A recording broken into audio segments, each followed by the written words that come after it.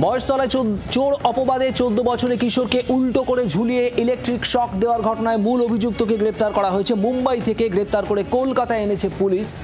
শাহিন শাহ আলম, তার সঙ্গে ধৃত আরও দুজনকে আনা হয়েছে কলকাতায়। তবে এখনো খোঁজ নেই ওই নির্যাতিত নাবালকের।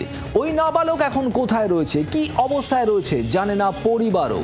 রবীন্দ্রনগর থানার পুলিশ এবং ডায়মন্ড হারবার থানার স্পেশাল অপারেশনাল গ্রুপের যৌথ অভিযানে মুম্বাই থেকে শামশের আলম ওরফে শাহিন শাহ, আমিরুল মোহাম্মদ ওরফে আশিক এবং ফিরোজ আলমকে গ্রেপ্তার করে কলকাতায় এনেছে পুলিশ।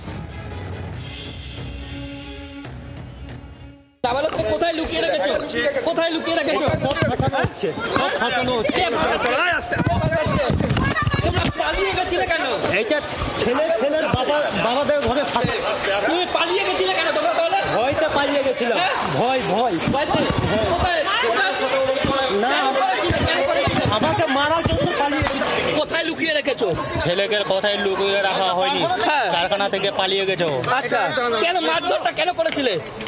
মারধর ওকে মোবাইল চুরি করা হয়েছিল, ওই জন্য। হ্যাঁ, কেন মোবাইল চুরি করেছিল? বুধবার করেছিল। বাংলার আওয়াজ, বাঙালির আবেগ, জি 24 ঘন্টা।